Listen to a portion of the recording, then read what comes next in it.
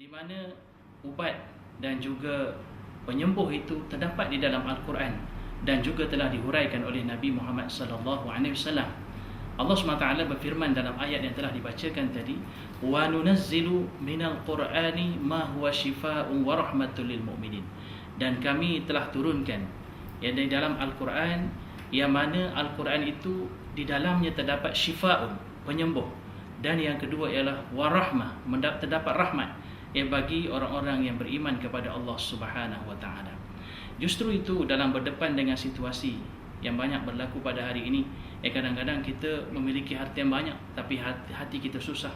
Kadang-kadang kita memiliki kesenangan, tetapi hubungan kita dengan isteri kita, dengan anak-anak kita bermasalah, yang kadang-kadang menyebabkan rumah tangga berantakan dan seumpamanya. Dan kadang-kadang ada orang yang berilmu tetapi dengan ilmunya itu tidak menjadikan dia lebih dekat kepada Allah SWT. Maka jalan penyelesaiannya ialah Al-Quranul Karim. Al-Quranul Karim ini adalah penyembuh seperti mana dinyatakan oleh Allah SWT.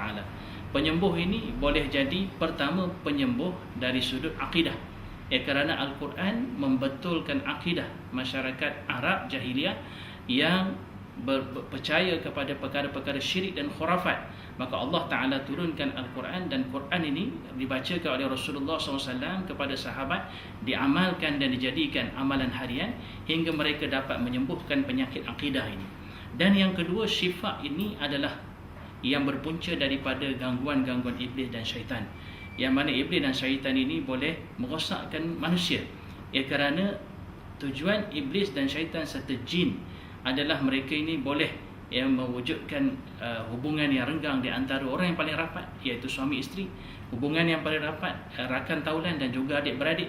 Justru itu kita boleh menggunakan Al-Quran, dan Al-Quran ini perlu dijadikan sebagai amalan harian. Allah SWT turunkan pelbagai ayat Al-Quran yang boleh kita jadikan sebagai pendinding diri kita. Dalam arti kata, kita boleh meruqyah diri kita dengan berpandukan Al-Quran dan juga doa-doa yang telah diajar oleh Nabi Muhammad sallallahu alaihi wasallam.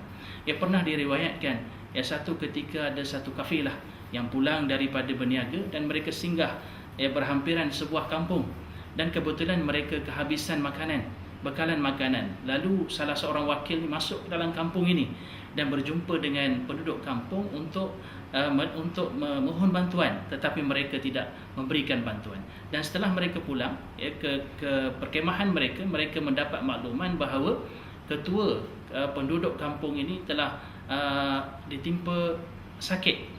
Lalu salah seorang wakil daripada sahabat ini datang masuk dan menawarkan untuk membacakan ayat-ayat Al-Quran, membacakan Al-Fatihah. Lalu akhirnya ditakdirkan sembuhlah penyakit yang dihidapi ini, dan telah ganjaran daripada itu telah diberikan bekalan makanan kepada para sahabat ini. Apabila para sahabat ini pulang ke tempat bersama dengan Rasulullah sallallahu alaihi wasallam dan dimaklumkan apa yang berlaku, baginda Rasulullah SAW tidak melarang dan tidak menyuruh. Bermakna ini adalah merupakan iqrar, pengakuan daripada Nabi SAW bahawa ayat-ayat Al-Quran mempunyai penyembuh, syifa'un, dan boleh digunakan bagi menyembuhkan penyakit-penyakit yang mungkin ada kaitan dengan apa yang telah kita sebutkan tadi, gangguan jin dan syaitan. Justru itu amat wajar bagi kita, sama ada kita berjumpa dengan orang-orang yang boleh membantu kita untuk membacakan ayat Al-Quran, menyembuhkan penyakit-penyakit yang berkaitan dengan benda-benda halus dan seumpamanya.